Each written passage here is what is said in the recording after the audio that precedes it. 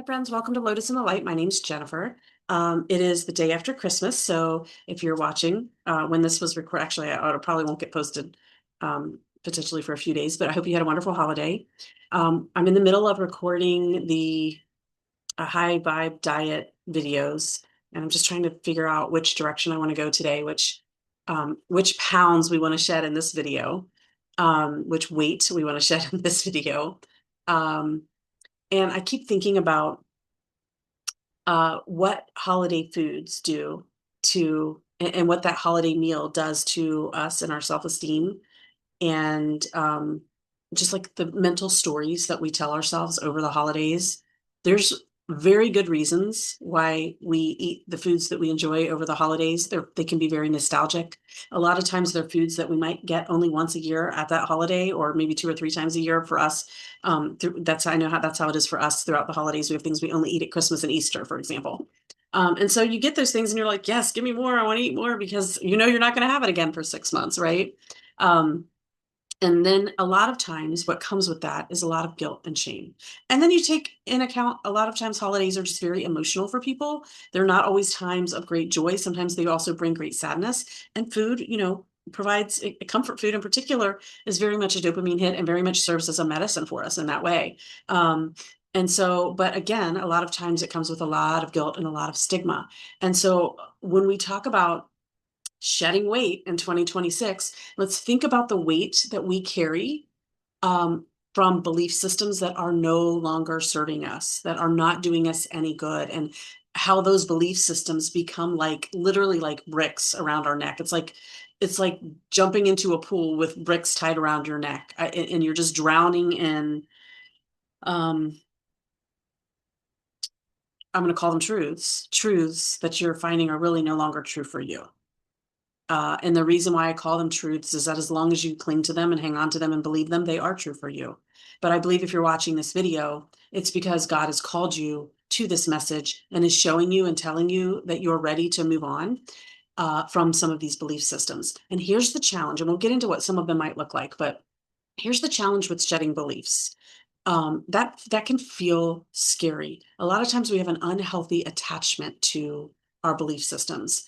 And we have yeah, I don't even think I need other words. We just have an unhealthy attachment sometimes to belief systems. I say sometimes, most of the time. And it's because it makes us feel safe. Like, I believe this, I believed it all of my life or most of my life or whatever, but however long I believed it, I've been believing it because it makes me feel safe.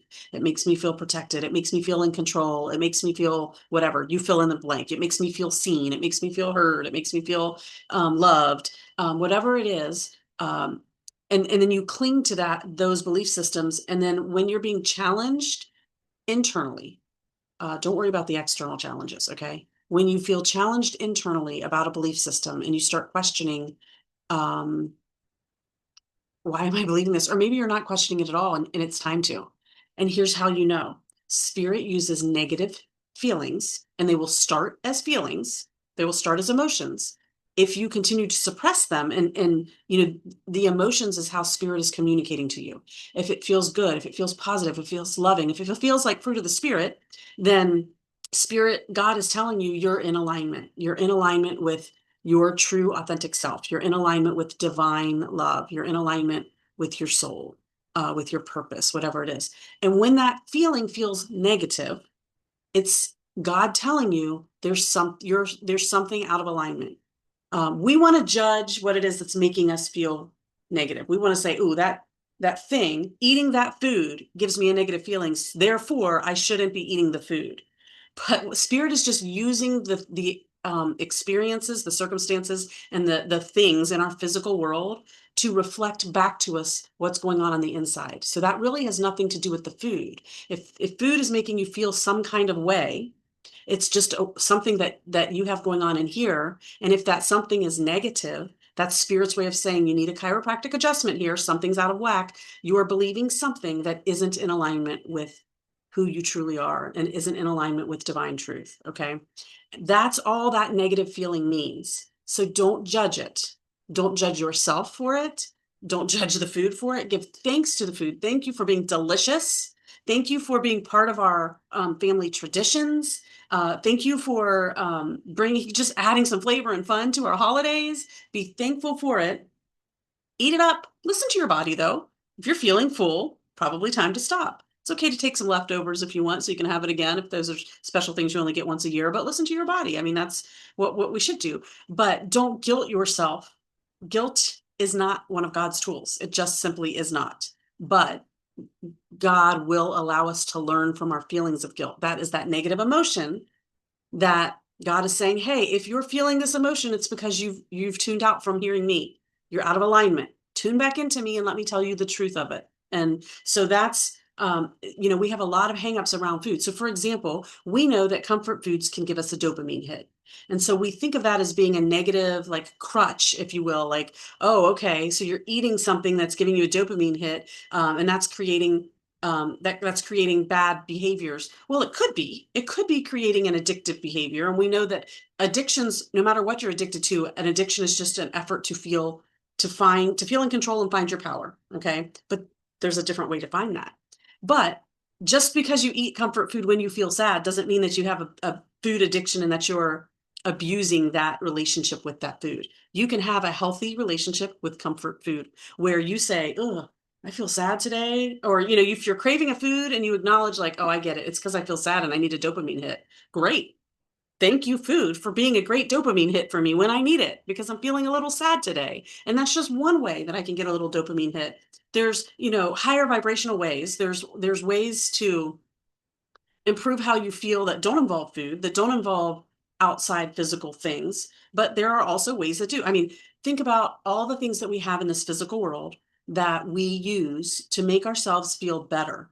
Some of them are judged more harshly than others, but it could be sitting down and binge watching a Netflix show because it brings, it's a rom-com that brings the warm and fuzzies that makes you feel a sense of love, even if it's not directed at you, right? Or because it's funny and it's making you laugh when you feel really sad that day, or if it's exciting, or maybe you're choosing to find joy in extreme sports because they just bring this sense of thrill and joy and exhilaration. Like none of those things are bad, whether it's food, whether it's Netflix, whether it's alcohol, whether it's a thrill ride, whatever it is, none of those things are inherently bad. We just need to recognize how they're serving us and how we are benefiting from them in life, and recognize the purpose that they're serving, and be intentional. And when we allow things to get out of balance and we're relying too much on any of those things, especially when they're physical things, when we rely too much on physical things in general to fulfill us, then we are out of balance. We need to rebalance our chakra systems. We need to refocus our energy. We need to reopen that channel back to spirit so that we can also find our fulfillment through the spiritual elements as well, and bring that all back into balance. This physical earth is here for us to enjoy. There should be no shame in that. But there's a healthy way for that to unfold, and there's an unhealthy way for that to unfold. But wherever you are in your relationship with food and in relationship with your body and your weight and your size, we don't need to feel ashamed about any of that ever, ever. You are exactly where you're supposed to be, to have the experiences that you're supposed to have, to learn the lessons that you came here to learn. So tell your body thank you. And this is one of the frustrating things. One of the things that I've learned this year that was frustrated by, because I'm like, oh my gosh, I can't believe I never had this realization before. And I'm so grateful to have the realization now, is that we know that when things are loved, they flourish. And when things are not loved, when they're shamed, they don't flourish. Think about a child that's loved and shown love and appreciation, and a child that is neglected, or maybe not neglected, maybe focused on, but focused on with negative energy, with disdain, with disgust. Which one flourishes? Which one thrives? The one that's loved. Your body deserves to be loved. I don't care what it looks like and how that shape and size measures up to society's standards.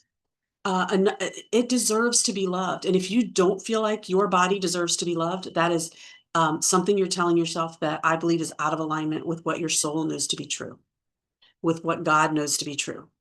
This body is serving as a vehicle for you to experience life, and it deserves to be loved and appreciated. And even if you don't see it now, even if you look in the mirror and you feel ick or disgust, just start thanking it. Start saying, thank you. I know I'm struggling to love you the way you deserve to be loved, but I'm at least going to start by saying thank you, because whatever size you are, however I've abused you, however I have neglected you, you have still been there for me in this whole life experience. Thank you. Just start thanking it. Gratitude is the most powerful tool you have in your toolkit. Gratitude. Just say thank you to your body and appreciate it, and you will start to love it if you keep doing that every day. That's what I would say should be your challenge for this particular video. Your challenge this video is every day give your body thanks. Stand in the mirror and look at it while you're doing it and say thank you. Thank you for the excess weight that I put on when I felt like I needed some kind of emotional protection, and you layered up and protected me in the physical.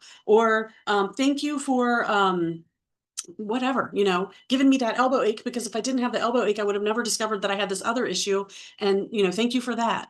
Or thank you for this other injury that helped me to get on track with a new health program, or, whatever it is. Just be thankful for every way that your body has served you. Okay. I feel like I should go ahead and pull a card. I feel like I need to do a tarot card. I don't know why. I don't know if this will be the final card. I'll probably pull maybe one more, but I just keep coming back to the fact that our belief systems come from a place of nostalgia and come from a place of tradition a lot of times, come from a place of like, sometimes we're just afraid to believe outside of what we've been taught. There's a lot of fears that come with that. And so, Page of Wands is the first card we get. Two popped out. So the first one that popped out was Page of Wands.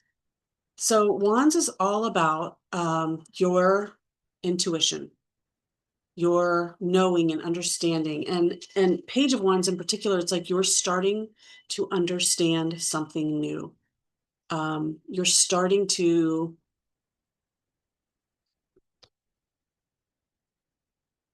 sorry, I'm just trying to tap in here. So you see, he has an axe. He's been doing a lot of work, right? He's been doing a lot of work in the 3D. He's been working hard. But here's what's really happening is he's tapping into some magic, right? He's tapping into something new and something different. He's finding a new way, a new path. I mean, look, he's been chopping wood, right? But then all of a sudden, there's kind of this divine support system that's coming in that says, "Here, let me help you. Let's try this way. There's a new way." And this is the conversation around the diet in 2026, right? The high vibe diet says it doesn't have to be a torturous exercise regimen or a diet that makes you dread every day of your life because you're like, ugh, I can't eat anything that tastes good. That's not the way. There is this easier way. And it's not easier in the sense that it does require you to dig into some emotional stuff, but it actually is more joyful. It is more pleasurable. And that is the way life is supposed to be. And that's another one of those belief systems that many of us need to drop, is that life is supposed to be hard, that no pain, no gain, that everything is supposed to be difficult to really, if it's going to really bring you joy. And that simply isn't true.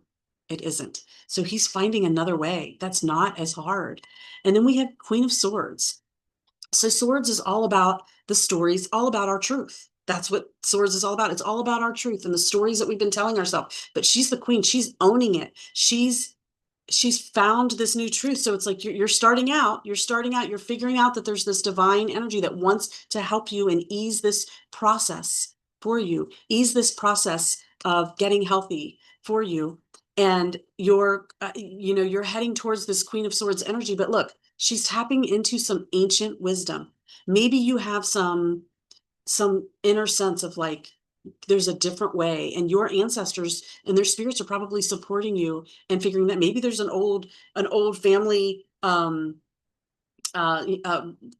or I don't know, something that they're going to support you with along the way. But I just love this. She's tapping into a divine wisdom, a deeper truth than this truth. This truth in our mind, in our egoic mind, is rooted in earthly experiences, but you are not only human, you are also spiritual. She's tapping into that higher wisdom. Let's see what else. Yeah, I mean, that's it. She's tapping into that higher wisdom. Okay, I'm going to do one more card.